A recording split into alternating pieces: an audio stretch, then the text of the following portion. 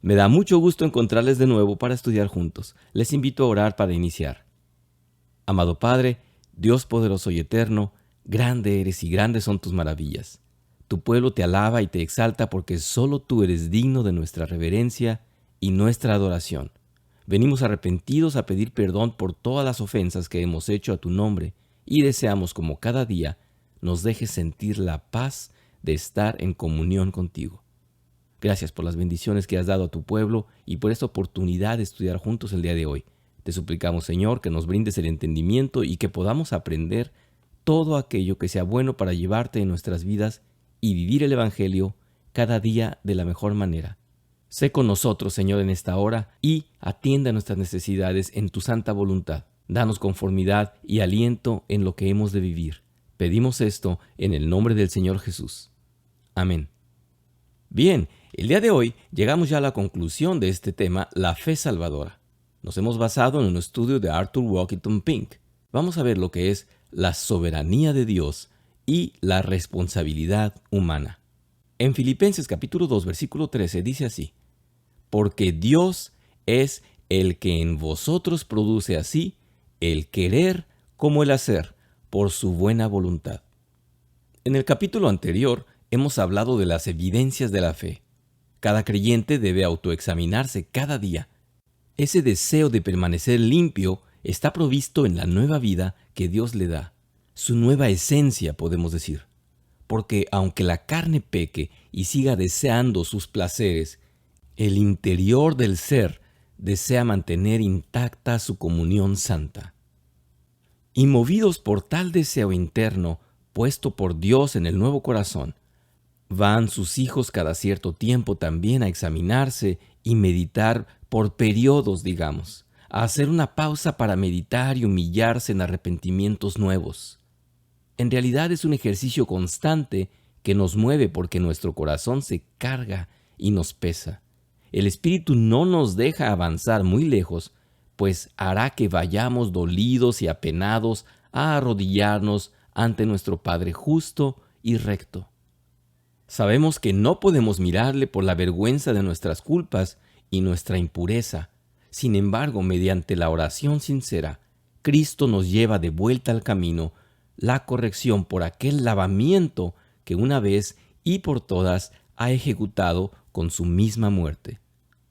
Aquí debemos afirmar un entendimiento que es fundamental en el sentido de nuestras culpas, porque uno podría pensar equivocadamente que vivimos siendo víctimas de los impulsos de la carne y no nos es posible librarnos de ello.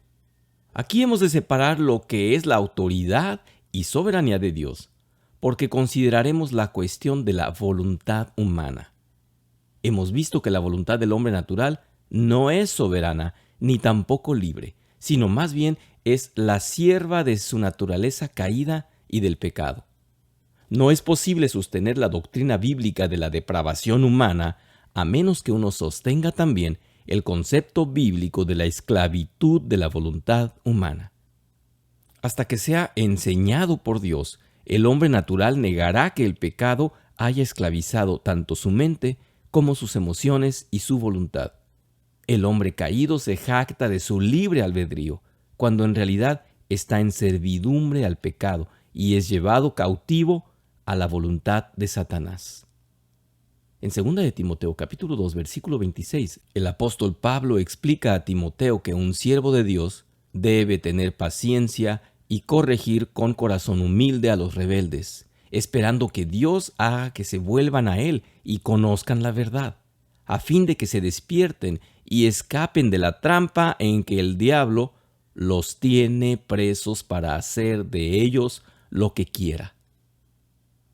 Pero si la voluntad del hombre natural no es libre, ¿significa entonces que no es responsable por sus hechos?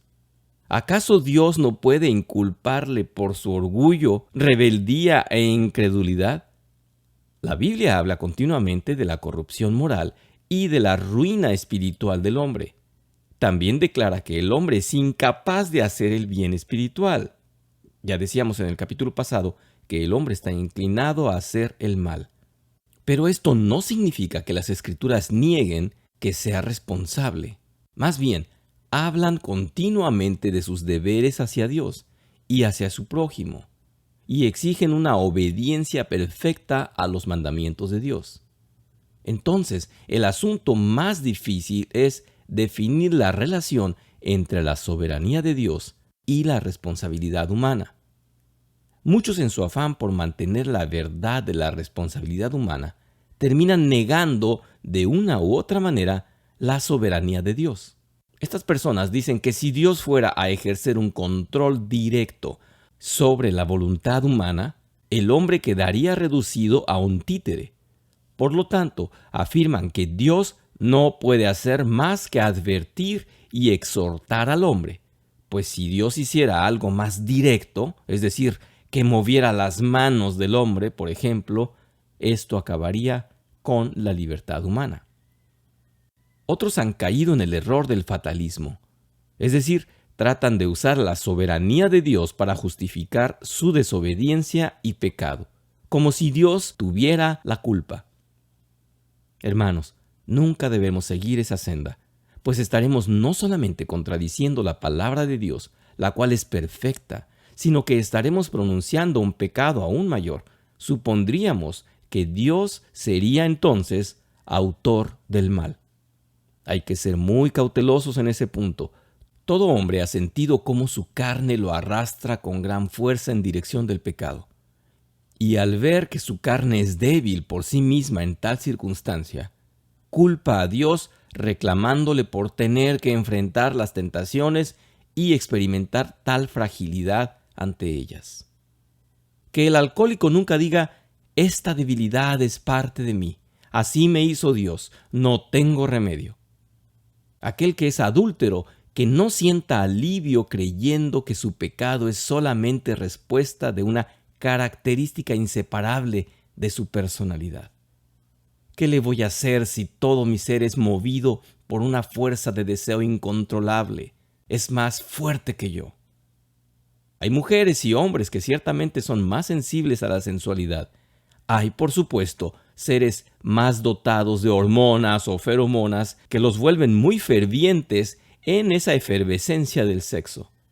Pero de ninguna manera están hechos para pecar. Incluso los homosexuales, ya sean hombres o mujeres que estén lidiando con ello, nunca piensen que no pueden luchar contra el pecado. No se confundan creyendo que sus impulsos son parte de un diseño divino y que están bajo un cierto permiso de Dios para satisfacer sus corruptos deseos. Nunca digan: así me hizo Dios, Él sabe que mi pasión es incontrolable. Hermanos, cada uno de nosotros provenimos ya no del modelo de humanidad perfecta que nuestro Creador ha diseñado, sino que venimos de una naturaleza caída. Lo que vemos hoy día no es el modelo de seres humanos que Dios ha querido. Recordemos que con el primer pecado vino la muerte en carne y en espíritu. Eso afectó absolutamente a toda la humanidad porque provenimos de esa pareja modelo que se corrompió. En Salmos 14, versículo 13 dice: todos se han desviado, a una se han corrompido, no hay quien haga el bien, no hay ni siquiera uno. Salmo 58, versículo 3 nos recuerda: desde la matriz están desviados los impíos, desde su nacimiento se descarrían los que hablan mentiras. Salmo 143, versículo 2 lo menciona: y no entres en juicio con tu siervo, porque no es justo delante de ti ningún viviente. Ningún viviente. Así que, hermanos, hemos de asumir que no hay argumento para considerarnos inocentes solo por tener debilidades. De hecho, todos las tenemos, unos de una manera o de otra. Y muy justo es que entre nosotros tengamos esa consideración para los demás. No que les solapemos o encubramos, pero que les ayudemos a corregir el rumbo. Claro, una vez que cada quien haya corregido el propio con la ayuda de Dios. Podemos resumir la enseñanza bíblica sobre este asunto con lo siguiente. Número 1. Dios es enteramente soberano. en todo sentido, sobre todas las cosas, incluso sobre la voluntad humana. Pero la soberanía de Dios no quita ni disminuye en forma alguna la responsabilidad humana.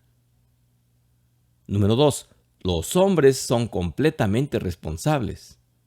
Son responsables por sus hechos. Son responsables de obedecer, de creer, de hacer la voluntad de Dios. Responsables por todo lo que hacen.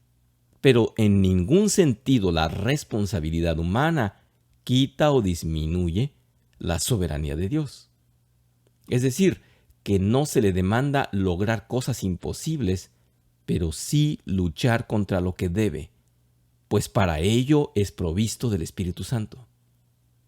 Número 3. No existe contradicción alguna entre estas dos verdades. Pablo en Romanos capítulo 9, versículos del 11 al 24, da una exposición de las cosas. Deberíamos hacer un cuidadoso estudio de los argumentos presentados por el apóstol en el capítulo de Romanos 9, en defensa de esta verdad. Pues ahí se habla de la autonomía y la soberanía de Dios.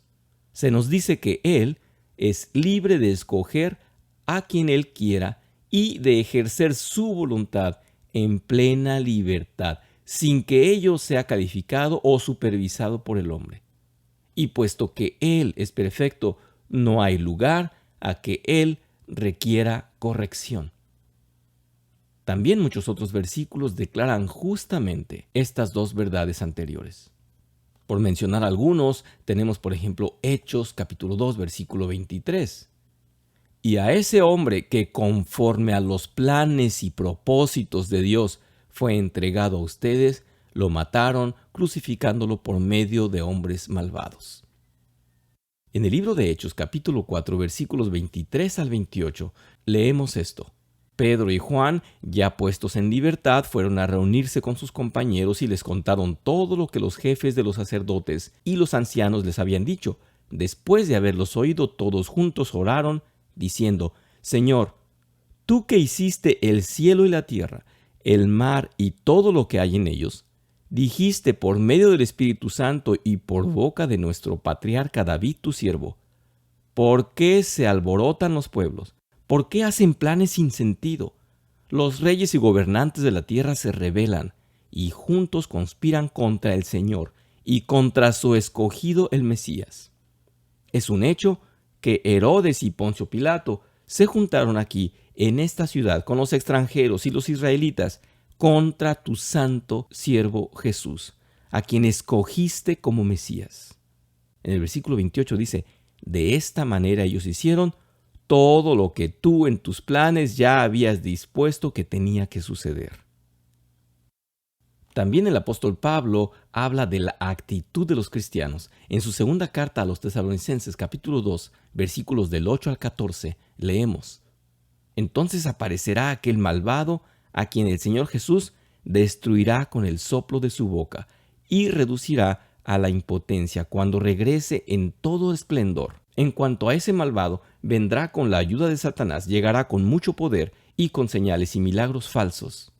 Y usará toda clase de maldad para engañar a los que van a la condenación, porque no quisieron aceptar y amar la verdad para recibir la salvación.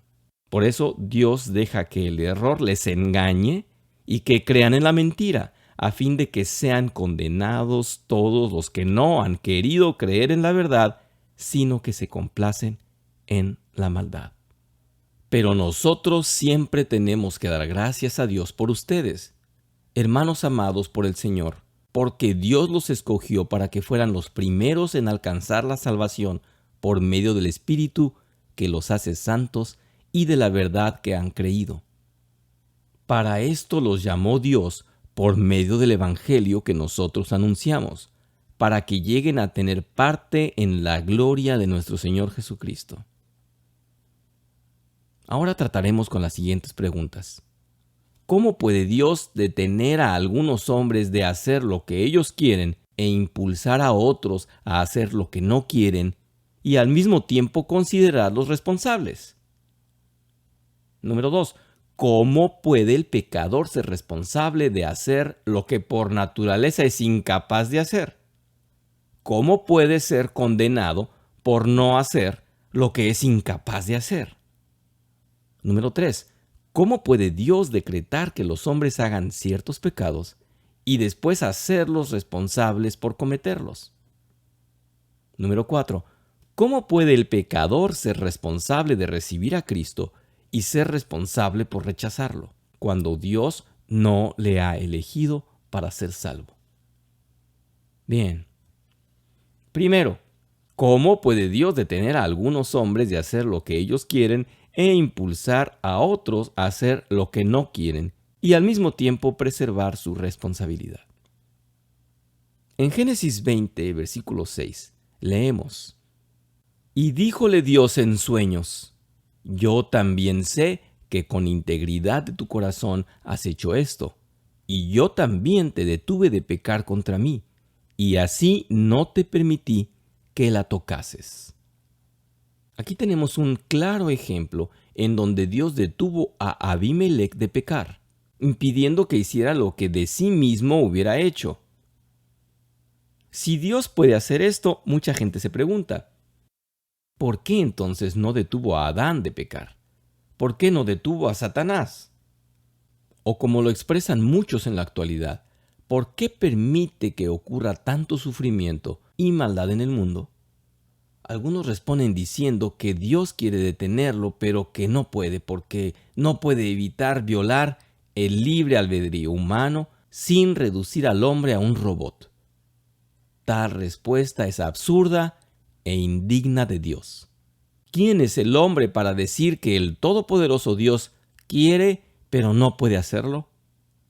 La respuesta bíblica apropiada es que tanto el pecador como la caída de Adán son usadas para manifestar mejor sabiduría y los buenos propósitos de Dios. Entre otras cosas, el pecado provee ocasión para que el amor y la superabundante gracia de Dios sean manifestados. ¿Cómo es posible que Dios detenga a los hombres de pecar sin interferir con su libertad y con su responsabilidad? La respuesta se encuentra en una comprensión de la siguiente pregunta: ¿en qué consiste la verdadera libertad moral? Es que la libertad moral consiste en la liberación de la esclavitud del pecado. Esto es lo que Cristo expresó en el capítulo 8, versículo 36 del libro de Juan. Así que si el Hijo os libertare, seréis verdaderamente libres. Es decir, entre más que uno sea librado del control del pecado, será más libre. Los hombres tienen una definición falsa de la libertad, porque creen que la libertad consiste en ser libres para pecar, libres para hacer lo que demande su carne en sus impulsos. La Biblia afirma que el pecado no es libertad, sino esclavitud. Esto es lo que Cristo dijo en Juan 8, versículo 34. Jesús les respondió: de cierto os digo, que todo aquel que hace o practica el pecado es siervo del pecado. El hombre natural supone que la única libertad se encuentra en el hecho de no estar bajo ninguna autoridad, ni bajo el control de nadie salvo uno mismo, cumpliendo los deseos de su propio corazón. No obstante, este tipo de libertad en realidad resulta ser la peor esclavitud y miseria posible. La Biblia nos dice que Dios no puede ser tentado de los malos. Esto está en Santiago 1, versículo 14. Que Dios no puede mentir ni hacer injusticia. ¿Acaso significa que Dios no es libre porque no puede hacer lo que es malo? Ciertamente no. Por lo tanto, cuando Dios interviene y detiene a los pecadores, tampoco esto disminuye ni quita su verdadera libertad. El hombre ya estaba en esclavitud y entonces Dios no ha quitado nada al hombre, sino que ha aumentado su verdadera libertad. Entre más el hombre sea detenido de pecar y librado de la esclavitud del pecado, más libertad tiene. Segundo, ¿cómo puede el pecador ser responsable de hacer lo que por naturaleza es incapaz de hacer? ¿cómo puede ser condenado por no hacer lo que es incapaz de hacer? Algunos han concluido erróneamente que la caída del hombre y su incapacidad espiritual ha terminado con su responsabilidad moral. Dicen que no es posible que el hombre sea tanto incapaz como responsable. Dicen que esto es una contradicción. La Biblia responde que a pesar de su depravación y a pesar de su incapacidad, el hombre es enteramente responsable. Responsable de obedecer el Evangelio, responsable de arrepentirse y confiar en Cristo, responsable de dejar sus ídolos y someterse a Dios. El hecho de que Dios exija al hombre cosas que éste es incapaz de hacer es una realidad. Por ejemplo, lo leemos en la Biblia. Amarás a Dios de todo tu corazón, de toda tu alma y de toda tu mente. Sed vosotros perfectos como vuestro Padre en los cielos es perfecto. Arrepentíos y creed el Evangelio. El hombre no regenerado es incapaz de hacer todas estas cosas, pero esto no cambia su responsabilidad y deber de hacerlas. Dios no puede exigir menos que la santidad y la justicia. Aunque el hombre ha perdido su capacidad, esto no ha anulado ni ha acabado con sus obligaciones. Las siguientes ilustraciones servirán para confirmar este punto. Un borracho que atropella y mata a una persona al estar manejando su automóvil no es considerado inocente, aunque no era capaz de controlar su vehículo. El ladrón que es controlado por la concupiscencia y la avaricia no puede dejar de robar. Pero el hecho de que no puede dejar de hacerlo no lo hace inocente, ni le quita responsabilidad. La segunda carta de Pedro nos habla de aquellos que tienen los ojos llenos de adulterio y no pueden dejar de pecar. Pero esto no disminuye en manera alguna su culpa y su responsabilidad. El argumento propuesto por los homosexuales en la actualidad es que son pervertidos por naturaleza y así nacieron. Por lo tanto, dicen que no es posible que dejen su pecado. Sin embargo, Romanos 1, versículos 26 al 28 dice que reciben en sí mismos la retribución debida a su extravío. Su pasión y depravación es su castigo. La excusa de aquellos que dicen, así soy y no puedo cambiar, no sirve sino solo para condenarlos más. La persona que tiene una deuda a la cual no le es posible pagar, la ley no la excusa por este hecho de su responsabilidad de pagar. En una forma semejante, Dios no ha perdido su derecho de exigir el pago, aunque los hombres hayan perdido su capacidad de pagar. La impotencia humana no cancela la obligación ni la responsabilidad. El hecho de que el corazón humano es depravado, el hecho de que ame el pecado y no pueda dejarlo, no hace en ningún modo que uno sea menos responsable de sus pecados. Si no fuera así, entonces, entre más depravado y más endurecido que uno llegara a ser, menos responsabilidad tendría. En tal caso, Dios no podría juzgar a nadie. Es simplemente un argumento filosófico el que dice que la responsabilidad humana es limitada por la incapacidad. Este argumento conduce a una absurda conclusión de que entre más pecaminoso que uno fuera, menos responsabilidad tendría. El diablo es un buen ejemplo de esto. Nadie duda de la depravación total del diablo. No hay duda alguna de que aborrece a Dios, de que es incapaz de hacer el bien y aún incapaz de arrepentirse. Pero ninguna de esas cosas le hace menos responsable. Por el contrario, aumentan su culpa y su condenación. Ahora es necesario hacer algunos comentarios sobre la naturaleza de la incapacidad humana. Número 1. El hombre caído no solo es incapaz de hacer el bien espiritual, sino también es culpable de su propia incapacidad. Número 2. El hombre es culpable porque ha continuado en la misma rebelión que Adán. Este cayó voluntariamente y nosotros en él. En el capítulo 5, versículo 12 del libro de Romanos, leemos: Así pues, por medio de un solo hombre entró el pecado en el mundo, y por el pecado entró la muerte, y así la muerte pasó a todos porque todos pecaron. Pero como una raza, hemos continuado en su rebeldía hasta el día de hoy. Cada ser humano ha participado voluntariamente en la misma rebelión de Adán. El hecho de que ninguna persona relajada y abandonada a sí mismo quiere arrepentirse y volverse a Dios es la prueba de su rebelión. Número 3.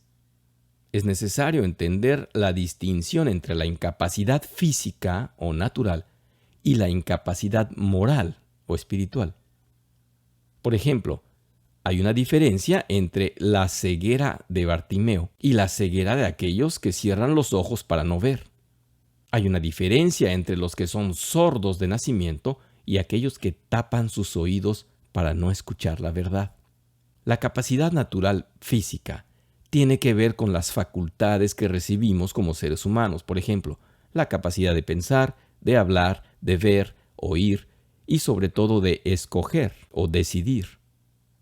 Los hombres tienen mente y voluntad y la capacidad de escoger lo que quieren. ¿Cuál es entonces el problema? El problema radica en sus deseos. Por naturaleza, los hombres no tienen el deseo de ser salvos. No quieren venir a Cristo. Esto es lo que Cristo señalaba cuando decía: ninguno puede venir a mí si no fuere traído por el Padre. Juan capítulo 6, versículo 44 y versículo 65. Cuando la Biblia dice que los hombres no pueden venir, significa que la incapacidad es espiritual y moral. No pueden porque no quieren. Así lo dijo Cristo en Juan capítulo 5, versículo 40. Y no queréis venir a mí para que tengáis vida. Los hombres no pueden porque aborrecen a Dios y aman sus pecados. Esa incapacidad es moral y espiritual, y en ella se encuentra la raíz de la depravación humana. Tercero, ¿cómo puede Dios decretar que los hombres hagan ciertos pecados y después hacerlos responsables por cometerlos? Para contestar esta pregunta vamos a considerar la traición y la crucifixión de Cristo. El Antiguo Testamento profetizó que Cristo sería traicionado en Zacarías 11, versículo 12, y muerto en Isaías 53. En Hechos 2, versículo 23, se declara: a este entregado por medio del consejo y providencia de Dios. Prendiste y mataste por manos de los inicuos, crucificándole. Note que los hombres son inculpados por aquello que fue predestinado por Dios. También en Hechos capítulo 4, versículos 27 al 28 dice: porque verdaderamente se juntaron en esta ciudad contra tu santo Hijo Jesús, al cual ungiste, Herodes y Poncio Pilato, con los gentiles y el pueblo de Israel, para hacer lo que tu mano y tu consejo habían antes determinado que había de ser hecho. Fue el propósito de Dios que Cristo muriera crucificado. Sin embargo, el propósito de los hombres, al traicionar y crucificar a Cristo, no fue para obedecer a Dios, sino más bien una manifestación de su odio y rebeldía contra Él. Judas mismo confesó sus malvadas intenciones en Mateo 27, versículo 4. Yo he pecado entregando la sangre inocente. Por este motivo, Judas fue condenado por Dios. La traición de Judas formó parte del plan eterno de Dios, pero esto no lo libró de su responsabilidad. Cristo mismo afirmó este punto en Lucas 22, versículo 22, diciendo: el Hijo del Hombre se va por el camino trazado desde antes, pero ay de aquel que lo traiciona. Conclusión: use los medios que Dios ha prescrito para apreciar y comprobar que la fe es su regalo. Él la da en su propia manera, y si deseamos recibirla, entonces debemos ponernos en el camino donde Él desea comunicarla. La fe es la obra de Dios, pero Él No la obra sin el uso de sus medios, sino a través de sus canales, de sus medios determinados. Los medios determinados no pueden producir fe por ellos mismos. Estos no son más que instrumentos de las manos de quien es la causa principal. El primer medio es la oración. Os daré un corazón nuevo y pondré un espíritu nuevo dentro de vosotros, dice en Ezequiel 36, versículo 26. He aquí una promesa de gracia, pero ¿de qué manera ha de cumplir Él esta y otras promesas similares? En Ezequiel 36, versículo 37 se expresa así. Así lo dice el Señor Dios, aún permitiré a la casa de Israel que me pida hacer esto por ellos, multiplicar sus hombres como un rebaño. Clame sinceramente a Dios por un nuevo corazón, por su espíritu regenerador, por el don de la fe salvadora. La oración es un deber universal. El segundo medio es la palabra de Dios, oída. Lo podemos ver en Juan 17, versículo 20, en 1 de Corintios, capítulo 3, versículo 5, o leída, como lo dice 2 de Timoteo, capítulo 3, versículo 15. Dijo David, jamás me olvidaré de tus preceptos, porque por ellos me has vivificado. Esto está expresado en el Salmo 119, versículo 93. La Biblia es la palabra de Dios. Él habla a través de ella. Entonces léala. Pídale que le hable y exprese vida, poder, liberación, paz a su corazón. Que el Señor se digne añadirle su bendición. Muchas gracias. Amado Padre, gracias por las bendiciones que has dado a tu pueblo y por esta oportunidad de estudiar juntos el día de hoy. Te suplicamos, Señor, danos conformidad y aliento en lo que hemos de vivir. Pedimos esto en el nombre del Señor Jesús. Amén.